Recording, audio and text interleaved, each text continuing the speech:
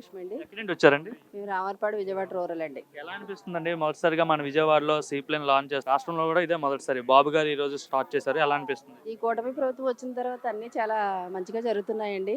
ఎక్కువగా డ్వాక్రా మహిళలకి ఏంటంటే డ్వాక్రా మహిళలు లక్షాధికారులు అవ్వాలని, అట్లాగే ప్రతి ఇంటిలోనూ ఒక వ్యాపారస్తులుగా ఉండాలని చెప్పి మన సీఎం గారు కోరుకున్న కోరిక అయితే ఏదైతే ఉందో దానికైతే శ్రీకారం చుట్టాలని మా వంతు ప్రయత్నం మేము చేస్తున్నాం డ్వాక్రా మహిళల కింద. అసలు ఈ సీప్లేన్ అనేది కాదండి, డ్రోన్ ట్రైనింగ్ కూడా చెప్పారు. ప్రతిదీ కూడా చాలా బాగున్నాయి. మా మీద మాకు ఆశ కలిగి ఇంకా మంచిగా మేము ఉండాలి అని చెప్పి ముందు ముందు మేము కూడా మంచి పొజిషన్లో ఉంటాం ఈ గవర్నమెంట్ మూలానని చెప్పి మాకు కూడా చాలా సంతోషంగా ఉంది. మళ్ళీ మళ్ళీ ఈ గవర్నమెంట్ రావాలి, ఇలా మంచి పనులు చేస్తూ ఉండాలని మనస్ఫూర్తిగా కోరుకుంటున్నామండి. అంటే టూరిజం పరంగా ఈ విధంగా ముందుకు తీసుకెళ్ళాలని ఏ విధంగా చూస్తారు? ఎందుకంటే గతంలో ఈ విధంగా టూరిజం బాగా వెనకబడిపోయింది. టూరిజంకి అసలు ఏమీ చేయలేదని చాలా మంది చెప్తున్నారు. ఈయన ప్రభుత్వం వచ్చిన తర్వాత డ్రోన్ షాట్ చేయడం కానీ, డ్రోన్ సబ్మిట్ చేయడం కావచ్చు, తర్వాత ఇప్పుడు సీప్లేన్ లాంచ్ చేయడం కావచ్చు. ఎవరైతే విజయవాడ వచ్చి దుర్గా మల్లేశ్వర స్వామి అమ్మవారిని దర్శించుకున్న తర్వాత మళ్ళీ మల్లికార్జున స్వామి దగ్గర శ్రీశైలం వెళ్ళడానికి అనువుగా ఈ విధంగా ఏర్పాటు చేయడానికి ఇప్పుడు ఏంటంటే ప్రతి ఒక్కరు ఇప్పుడు మనిషిగా మనం ఉన్నాము అని అంటే కేవలం ఆడవాళ్ళు ఉన్నారంటే వంటింటికి పరిమితం కాకుండా, మగవాళ్ళు ఉన్నారంటే ఉద్యోగానికి పరిమితం కాకుండా, ఇప్పుడున్న బిజీ షెడ్యూల్లో మనం ఏం చేయాలంటే ఇట్లాంటి ప్రోగ్రామ్స్ పెట్టినట్టు కంపల్సరీ మనం ఇదంతా ఓకే చేసుకోవాలి. ఓకే చేసుకున్నప్పుడు మన ఫ్యూచర్ కూడా ముందుకెళ్ళిద్ది మనకి. అంటే ఇప్పుడు జీవితంలో సంపాదించామా లేకపోతే ఉన్నామా ఇంట్లో అట్లా కాకుండా ఈ ప్రకృతి పర్యావరణాన్ని కూడా మనం వీక్షిస్తూ ఉంటే ఆరోగ్యపరంగా కూడా బాగుంటుంది. వీళ్ళు చేస్తున్న ప్రతి పని కూడా చాలా బాగుంది. దీనికైతే అందరూ తరఫు నుంచి అప్రిషియేట్ చేస్తున్నాం. ఓవరాల్గా ఇప్పుడు చంద్రబాబు నాయుడు గారు ముఖ్యమంత్రి అయిన తర్వాత కూటమి ప్రభుత్వం వచ్చిన తర్వాత ఎలా ఉంది రాష్ట్రంలో పరిస్థితులు ఎలా ఉన్నాయి? ఎందుకంటే మహిళల పైన దాడులు ఎక్కువ జరుగుతున్నాయని జగన్ అంటున్నాడు. తన హయాంలో ఎక్కడ దాడులు జరగలేదని చెప్తున్నాడు ఆయన. దాడులు అంటే మనం సృష్టించుకున్నవి కొన్ని ఉంటాయండి. ఇప్పుడు ప్రతిదీ ఏదో జరిగింది కదా అని చెప్పి భూతద్దంలో పెట్టి చూపించి వాళ్ళు చేశారు వీళ్ళు చేశారు అని అనడం కరెక్ట్ కాదు. ప్రతి మనిషి కూడా తన జాగ్రత్తలో తను ఉంటే కనుక ఇట్లాంటివి అనేవి జరగవు. మనం ఎవరిని విమర్శించడానికి అయితే లేదు ఇక్కడ. మనం జాగ్రత్తగా వెళ్ళాలి, జాగ్రత్తగా రావాలి. తలదించుకొని వెళ్తూ ఉంటే కేవలం మనం ఎక్కడికి వెళ్తున్నాం అక్కడ గమ్యాన్ని చేరుకోగలం. అంతేగాని మనం వాళ్ళే ఏదో చేస్తున్నారు వీళ్ళేదో చేస్తున్నారని భయపడుతుంటే కంపల్సరీ ఏదో ఒకటి జరిగిద్ది. భయం అనేది ఉండదు మనిషికి. మన పట్టుదల మన కృషి అనుకొని మనం ముందుకు అడిగేస్తే ఏ పొరపాట్లు కూడా జరగవు. గవర్నమెంట్ కూడా మనం భారం అవ్వము. Thank you so much. అమ్మ మీ పేరు? నేహ, ఎక్కడి నుండి వచ్చారు? విజయవాడ. ఎలా అనిపిస్తుంది ఇక్కడ విజయవాడలో ఇప్పుడు సీప్లేన్ లాంచ్ చేస్తున్నారు కదా చంద్రబాబు గారు, ఏమనిపిస్తుంది మీకు? చాలా ఎగ్జైటింగ్గా ఉంది. అంటే ఫస్ట్ టైం ఆంధ్రప్రదేశ్లోనే సీఎం గారు లాంచ్ చేయడం వల్ల. అంటే టూరిజం పరంగా చాలా డెవలప్ చేస్తామని చెప్తున్నారు. ఇప్పుడు ఈ సీప్లేన్ అనేది లాంచ్ చేయడం వల్ల ఏమవుతుందంటే విజయవాడ టు అంటే దుర్గమ్మ గుడి నుండి అక్కడ శ్రీశైలం గుడి వరకు కనెక్టివిటీ సీ ద్వారా అవుతుంది. ఎలా అనిపిస్తుంది? చాలా బాగా అనిపిస్తుంది. ప్రైజెస్ని బట్టి నాకు ట్రావెల్ చేయాలనిపిస్తుంది. గవర్నమెంట్ వచ్చిన తర్వాత ఇట్లాంటి ఇన్నోవేటివ్ థింగ్స్ చేసి ఈ విధంగా చేయడం అనేది ఇంతకుముందు లాస్ట్ గవర్నమెంట్ ఈ విధంగా చేసిందా? చేయలేదు. ఏ గవర్నమెంట్ బాగుంది అనిపిస్తుంది మీకు? టీడీపీ. ఎలా ఉంది ఇప్పుడు 5 months అవుతుంది కదా చంద్రబాబు నాయుడు గారు ముఖ్యమంత్రి అయ్యి? ఎలా ఉంది 5 నెలల పరిపాలన? బాగుంది. లోకేష్ ఐటీ మినిస్టర్గా ఉన్నారు కదా, ఎలా చేస్తున్నారు ఆయన? ఐడియా ఉందా లోకేష్ గారు? ఉంది, బాగానే చేస్తున్నారు. మీరు చెప్పండి, మీకేమనిపిస్తుంది ఇక్కడికి వచ్చారు కదా?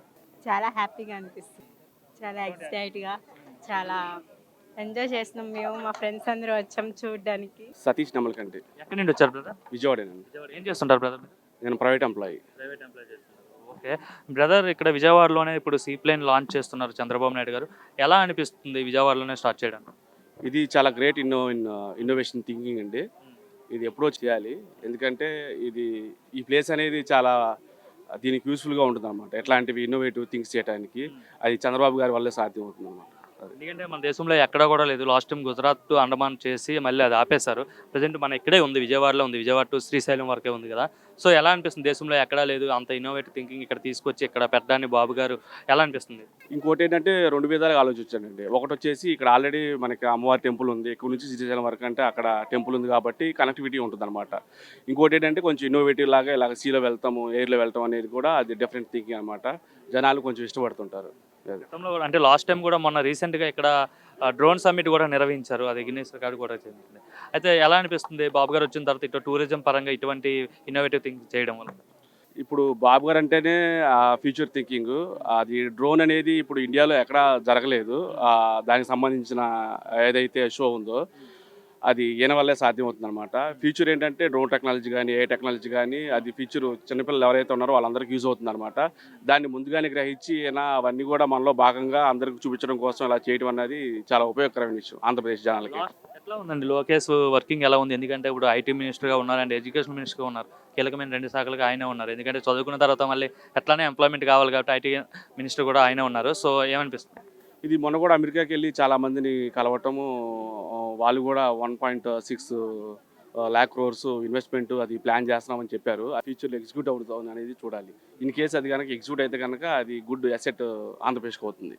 రీసెంట్గా టీసీఎస్ ద్వారా కూడా 10,000 మందికి ఎంప్లాయ్మెంట్ కల్పిస్తామని చెప్పి ట్వీట్ చేశారు లోకేష్ గారు వైజాగ్. అది మంచి విషయమేనండి.